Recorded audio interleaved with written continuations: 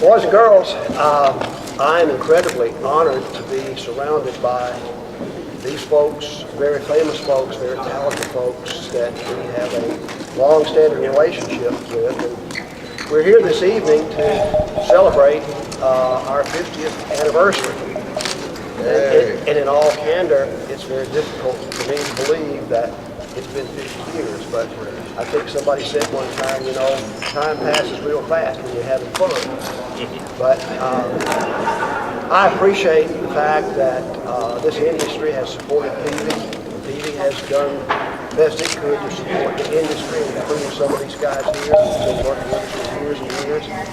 And one of the things that I think is very neat about what we all do, we're all in the music business, and music is all about passion. Music is one of the few things that people will fight you over.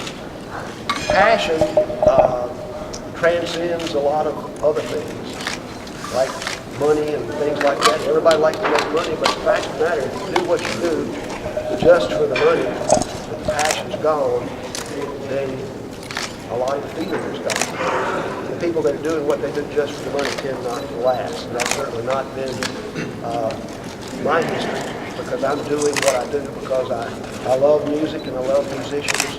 And quite honestly, if I was a good musician, that's what I would be doing if that wasn't the gift that I was given. The gift I was given is building things, and that's what I've been doing for 50 years. And good Lord willing, that's going to continue. So I just want to say to everybody, dealers and people that use Peavy and these folks here, I'm just so incredibly appreciative of what you've done and the support that you've given to Peavy. And I like to say that at Peavy, we don't just build things, we build people. We've given opportunities to people that in a little country town might not have had those opportunities. And in the process, I've been incredibly lucky because I've had the opportunity to grow. One of the things that kept my interest in all these years is every day I get to learn something. And after 50 years, you look around and you say, well, maybe I do know a thing or two. But that growth process keeps going. The passion keeps growing. And the results speak for themselves. Quite honestly, I think business is kind of like a rodeo. One that can stay on the pony the longest wins. And I've been on this bucket bronco for 50 years. So, folks, thank you, thank you, thank you. Thank you.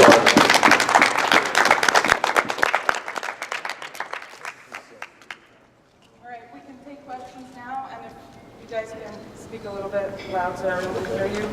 So raise your hand if you have any questions.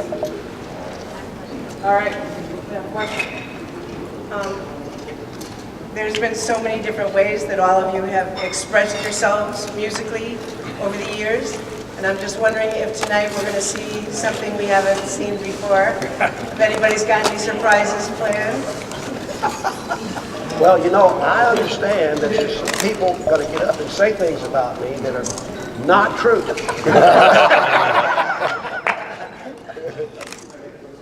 No, I think that all of us gathered here, you know, this is the first time that quite a few of us has ever played together, you know.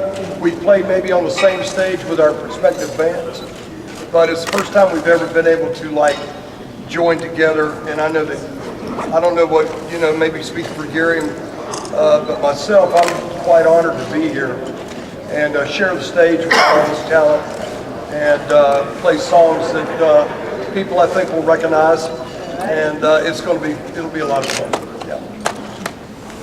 I'm here because I lost a bet. No, man, we're here for Harley and Peavy and NAMM here, but we wanted to thank him for all he's done for us. Yep. We started with Harley back in the 70s, the early 70s, 71 I think, or I don't know the exact date, but many moons, and he helped us out through the years. And he's always been around, like you said, the passion is what keeps us here. So we're just here for him and to make a little music with people we just meeting here and Robert here. Yes, sir. And we just like to play, you know, and Harley makes that happen. So we want to thank him. What's Kenny gonna do? He's going to play the drums, I guess. Do we have any other questions? Go ahead. I do. As NAMM expands, obviously there's a lot of smart technology that's being incorporated into your equipment. So how are you guys? I mean, are you adapting to it? And I just want to know what you guys are thinking about the new technologies and things that Peavy's integrating into their equipment. We're constantly on the cusp of technology. The fact is, we probably receive more product awards than any other company over the years. And the reason for that is we continue to push the state of the art. My best products were not products that I made, 4 decades ago. Absolutely. This is why we don't do reissues. Because when a company does reissues, they're basically telling you that their new stuff is not as good as their old stuff. So Peavey doesn't do reissues because, frankly, what we're doing today is light years ahead of what we did years ago. Peavey's a different kind of company. We don't just do it for the money. We're doing it because that's what we want to do. It's the passion. The best way to get me to do something is tell me I can't do it. Absolutely. And they've been telling me that for years. Sadly, sometimes they were right, but at the end of the day, we made progress. And you know what? We still are. Knock on wood. Next question? Don't be shy, guys. You know you want to ask a question. You each have a certain product that you all endorse for Peavey. Is there anything else that you found that you'd like to play just as much as the product that you're endorsing? Just all their stuff's great, the guitars Please are speak great. just a little bit louder, please. There's 100 guitar companies, but Peavy's as good as any of them, and the amps and all the pedals and all the other things they have. I don't even know where to start. They have it all, so he does. He expands every year, and No, I think that, I believe that every artist, I think the guys up here would agree, you have certain companies that are stable, that are foundations to the music industry, whether it be rock or pop or country or R&B or whatever, And Hartley's company has been a staple, has been a foundation, along with, sure, with other companies and stuff that's gone out, that's become, a foundation. And I know for myself, I got used to playing a certain thing, and as I was growing up, I got used to playing a certain guitar. And once you get used to playing a certain guitar, it's so hard to, when your grandfather's been playing that brand of guitar, and he passes it on to you, and he goes, you play this, and don't you play anything else, or I'll come back and kick you in the ass, you know what I mean? So, all of a sudden, but then what you do is you kind of go out and you go, well, maybe I'll try this product. Maybe I'll try this PVM. Or maybe I'll try this Peavey guitar. Or something, and all of a sudden it falls into your lap. And it feels good to you. And whatever feels good to you, you go with it. You know what I mean? The sound, we all listen to tone. The guitar players will tell you, we live for tone. I do.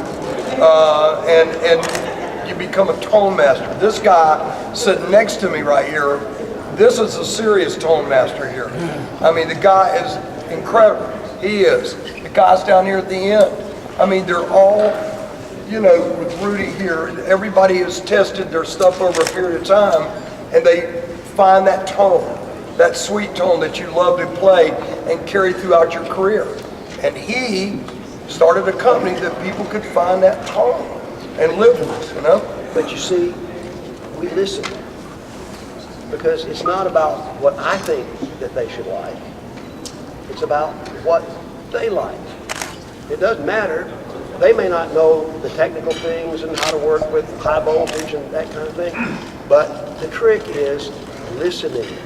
A lot of people that build equipment, they want to tell artists what they need. We approach from the other end. You tell us what you want. And it's difficult. It's difficult because, quite honestly, a lot of these guys are not technical. So when they tell us what they want, the trick is listening and trying to make it happen.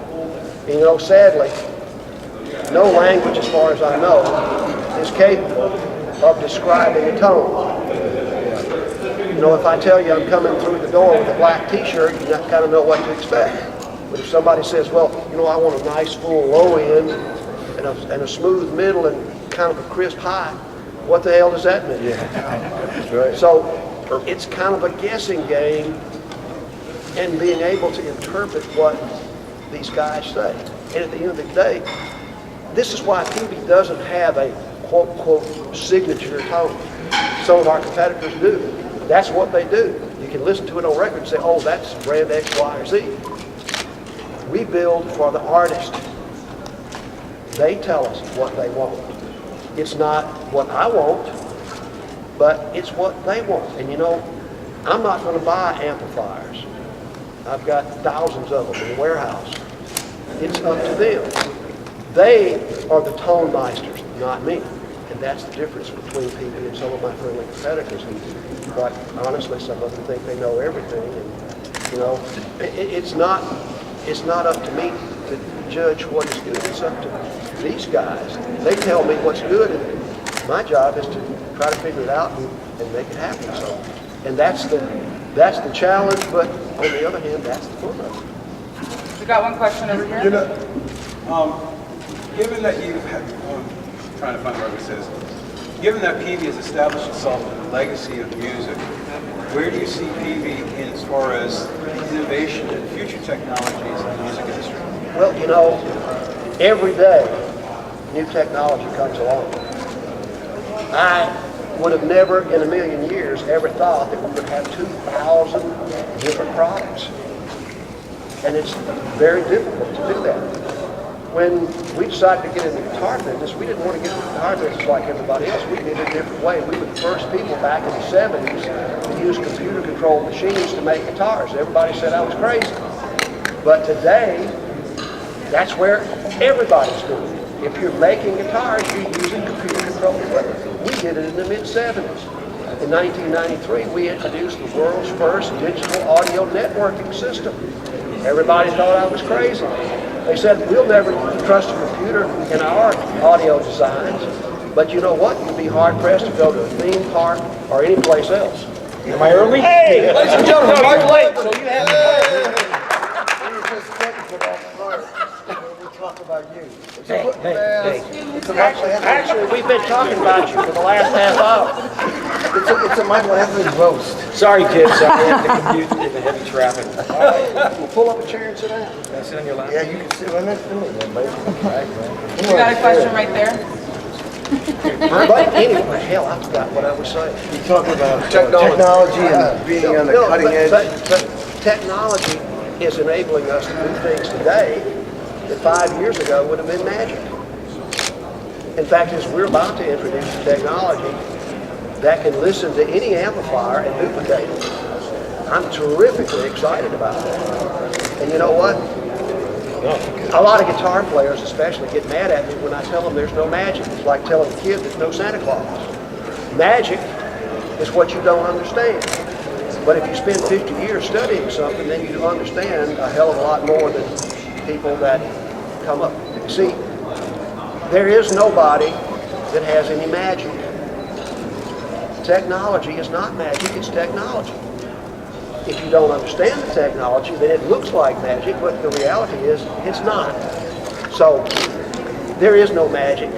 There is a lot of technology, and I learn something every day. So Peavey improves. This is why we have earned 180 patents. You know why you get a patent? For doing something different.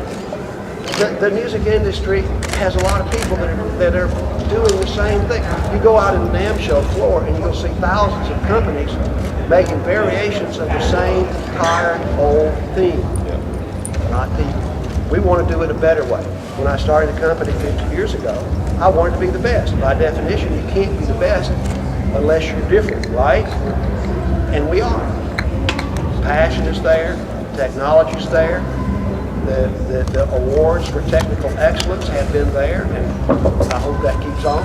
So that's the fun of it. But, you know, I don't think that all these awards that we've been given, I don't think I've ever gone up and received a single one of them. Because the engineers and the people that innovated that product, they're the ones that received it.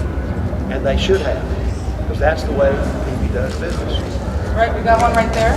First of all, Hartley, thank you for taking the time to talk with us today. Quick question.